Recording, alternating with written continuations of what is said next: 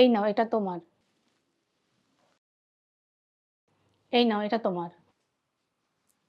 এই হলো তোমাদের এ মাসের স্যালারি। আর সাথে বাড়তি কিছু টাকা দিয়েছি, যেগুলো দিয়ে তোমরা তোমাদের পরিবারের জন্য কিছু কিনে দিবে।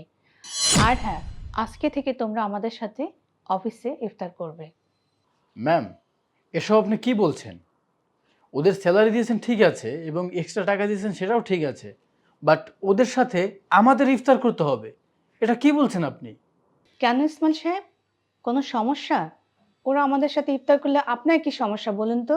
ম্যাম, ওরা হচ্ছে সিকিউরিটি গার্ড, পিয়ন। ওদের সাথে যদি আমরা ইফতার করি তাহলে ওদের আর আমাদের মধ্যে পার্থক্য কি থাকলো ম্যাম? স্যার, আমরা দারোয়ান পিয়ন দেখে কি আমরা মানুষ না? এই ফকিনীর বাচ্চা, তোর এত বড় সাহস তুই আমার মুখের উপরে কথা বলিস?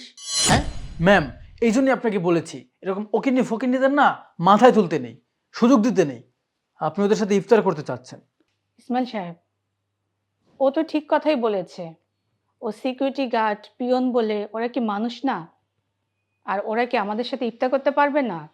ম্যাম, আপনি বলছেন ও ঠিক কথা বলেছে? ম্যাম, কিভাবে আপনি এটা বলতে পারলেন?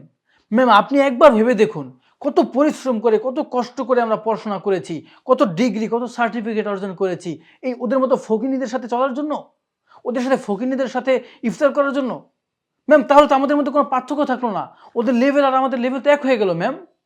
আপনারা নিজেকে অনেক শিক্ষিত এবং জ্ঞানী মনে করেন, তাই না? আসলে প্রকৃত শিক্ষা আপনাদের মধ্যে নাই। যদি থাকতো, এই রমজান মাসে, রহমতের মাসে আপনারা শ্রেণীভেদটা ভুলে যেতেন, যে সবাই মিলেমিশে থাকার চেষ্টা করতেন। সেটা না করে আপনি ভুল পথে হাঁটছেন। আর এটা দ্বারা কি বোঝা যায় জানেন? প্রকৃত শিক্ষার আলো আপনাদের মতো মানুষের মধ্যে নেই। আচ্ছা ইসমাইল সাহেব, আপনি কি রোজা রেখেছেন? রোজা আমাদেরকে কি শিক্ষা দেয়? আর ৩ বেলা না খেয়ে থাকার নাম কি রোজা? রোজা আমাদেরকে শিক্ষা দেয় তাকওয়া, ধৈর্য ধারণ, পাপমুক্ত জীবন, নেক কাজ বেশি বেশি করা, দোয়া কবুল হওয়া এবং একনিষ্ঠতা। আর আপনি এসব কি করছেন? এগুলো কি একজন রোজাদারের কাজ? একজন কি রোজাদার মানুষ এই কাজগুলো করতে পারে? আপনি অফিসে ম্যানেজার, আপনার উচিত ছিল সবাইকে একসাথে নিয়ে ইফতার করা এবং আমাকে বলা। সেটা না করে যখন আমি উদ্যোগ নিয়েছি সেখানে আপনি বাধা দিচ্ছেন। এত বড় সাহস আপনি পান কোথা থেকে? আপনি কি জানেন না ইসলাম শান্তির ধর্ম? ইসলাম শান্তি এবং মঙ্গলের বার্তা নিয়ে আসে। ইসলামে অশান্তি এবং বিশৃঙ্খল জীবন কোনোভাবেই কাম্য নয়। আপনি শুধু শুধু বিশৃঙ্খলতা সৃষ্টি করছেন। ম্যাডাম, ম্যানেজার স্যার যেহেতু চাইতেছে না, তাইলে থাক, আমরা আঙ্গ মতন ইফতারি কইরালাম। আর ম্যাডাম, আপনারা অনেক ধন্যবাদ।